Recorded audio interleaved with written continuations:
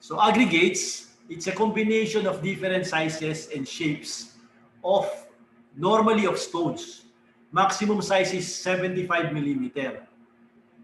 The uses of aggregates as underlying material for foundation and pavement. So they use the aggregates under the foundation or before pouring concrete to slabs on field or road as an ingredient in Portland cement, concrete, and asphalt concrete. So if you will create concrete mixture, you need to get aggregates. And if you need to create asphalt concrete, you mix aggregates with chemicals and oils to create asphalt concrete pavements.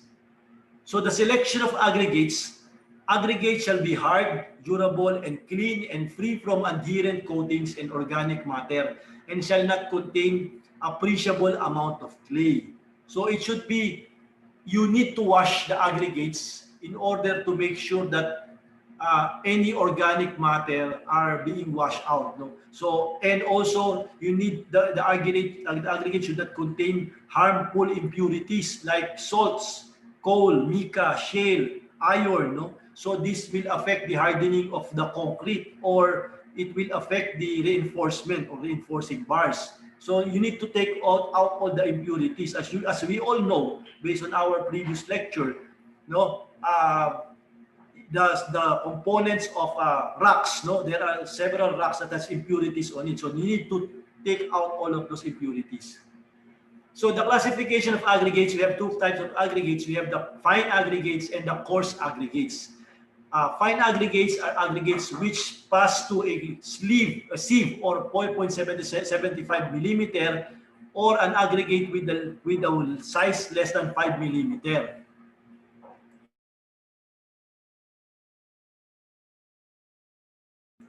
Okay, to continue with the lecture, the coarse aggregates, these aggregates or those aggregates passing through a sieve of 75 millimeter and entirely retained on a 4.75 millimeter sieve. So the size of the sieve or the hole, no, for the segregation of fine and coarse aggregates, it's about 4.75. Less than 4.75, it's for fine, and more than 4.75 up to 75 millimeter, it's coarse aggregates. So based on the source of methods of manufacture or based on source where you harvest your aggregates, we have two categories. The one is the natural aggregate and the second is the manufactured aggregates. The natural aggregates are uncrushed gravel or uncrushed aggregates. So those from the river beds, river sands, or ex-mines. So, ito yung mga bato na kinuha mo sa ilalim ng ilog. No? The polished or smooth surface texture stones.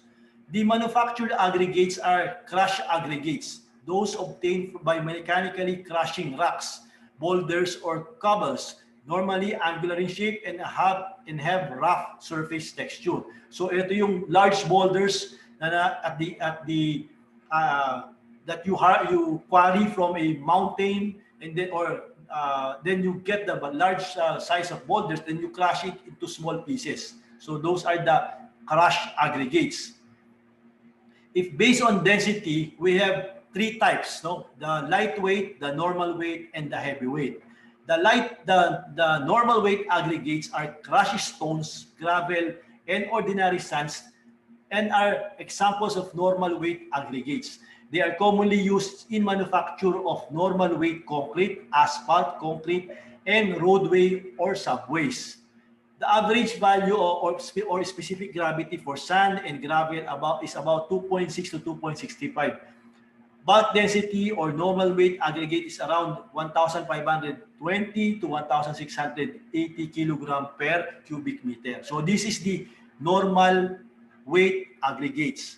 Now, if we will look at the lightweight aggregates, lightweight are fine aggregates in any aggregates with a bulk density of 1,120 kilogram per cubic meter. So this is lighter than the normal weight aggregates. So they are commonly used as ingredients in the manufacture of lightweight concrete, for making lightweight masonry blocks and lightweight floors, roof slabs, and there are two types of lightweight aggregates. One is the natural lightweight aggregates that will come from that comes from palm oil shell, rice husk, and others. And the manufacture also called the synthetic lightweight aggregates. Okay, so now the heavyweight aggregates are those aggregates with high density, and it is used primarily in manufacture of heavyweight concrete employed for protection against nuclear radiation and a bomb shelter.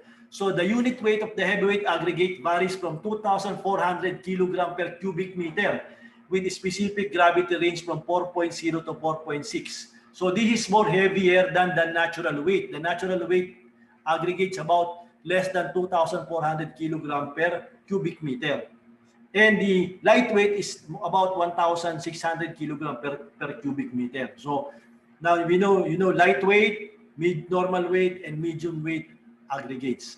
So the physical properties of aggregates, we have the strength of the aggregate, the hardness, the toughness, the durability, the porosity, and water absorption.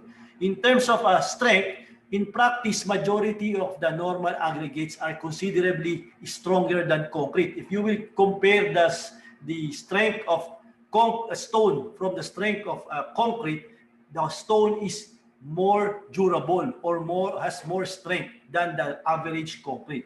Concrete is a mixture of stone, gravel, and sand, okay, and water. So the concrete is a mixture of stone, gravel, and sand. And a stone is harvested from quarries, harvested from the rivers or from the mountains. No, so a good average value of crushing strength of an aggregate is 200 Newton per millimeter square. So hardness of aggregates. Aggregates has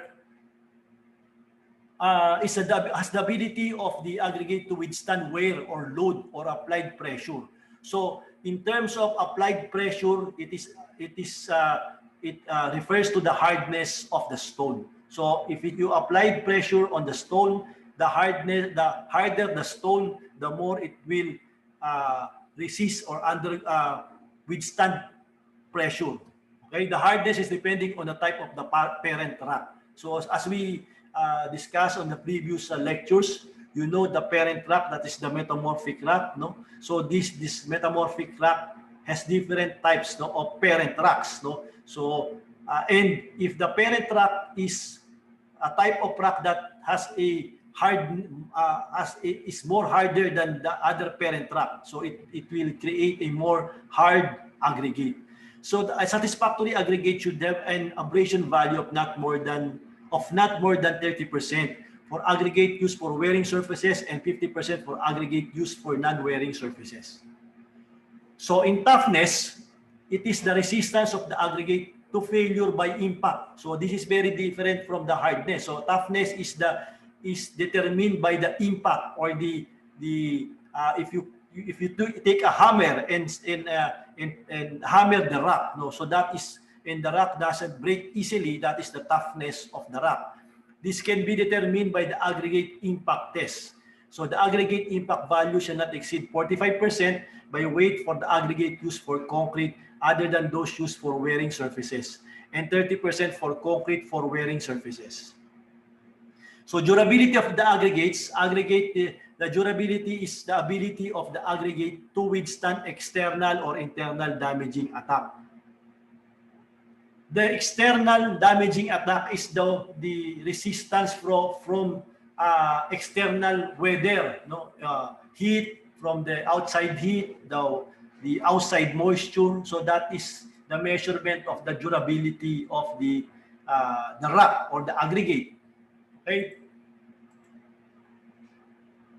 So this can be obtained by carrying out the soundness test. So you can measure the durability by using the soundness test. So the porosity, aggregate normally have pores or various holes. No, aggregates will absorb water when it is dry, but normally release water in the concrete mix when it is wet. So the amount of water and its rate of permeation depends on the size and the volume of the aggregate. Since the aggregate comprises 75% of the concrete volume, it is essential to note that the porosity of the aggregate contributes to the overall porosity of the concrete. So as it's stated, if the aggregate is porous and the concrete is also porous, so the porosity of the concrete mixture also depends on the porosity of the aggregate. So that in terms of texture and shapes, round shape aggregates are usually natural aggregates. If you get aggregates from the riverbed, it's naturally round. And irregular shape, a combination of different shapes. The angular shape is usually the crushed stone. So if you crush a large rock, and crush it into specific sizes, that is called a crushed stone, and it is angular in shape. The flaky shape, where the thickness is less than the length. The elongated is usually where the length is larger than the width and thickness. The flaky and elongated is the combination of the two aforementioned characteristics of aggregates. In terms of surface texture, the aggregate may have a smooth texture, or coarse or rough texture, or fissures or pores. For production of concrete, the aggregate which have an angular shape and coarse texture are recommended to have high bond strength. So in producing or creating concrete mixture, it is better to use crushed gravel because of the coarse or the angular shape. It will bond easily with the cement and sand, and it will create a high bond strength. So in testing aggregates, we have the different tests available: the aggregate crushing strength test, the Los Angeles abrasion test, the aggregate impact value test, and the 10% fine test. So the physical properties of the aggregates, the specific gravity is usually 2.6 to 2.7, and water absorption test, aggregates absorb water because of their porosity. If all the pores are filled with water, the aggregates are said to be saturated and surface dry. If all the water inside the pores are removed by drying, the aggregates are said to have maximum dry weight. So there is difference in the weight of the aggregate if it has water in it. If it has water, the aggregate has water content inside, it will weigh more, rather than aggregates that has not water inside. So okay, so the grading of aggregates, coarse and fine aggregates to be used for making concrete should be well graded. Gradation means the particle size distribution of the aggregates. Test for grading of aggregates is carried out by using the sieve analysis method. So there is a method to separate the different sizes of aggregates in order to come up with specific sizes that you need to use on specific areas of the buildings. So the specific sizes are usually determined and calculated by the engineers that designs the structural part of the building. So these are the sieve analysis test equipment, and this test equipment analyze the sizes of rocks or aggregates that was delivered to the site. So these are the sample of sieve analysis. Okay, and okay, so that ends our lecture.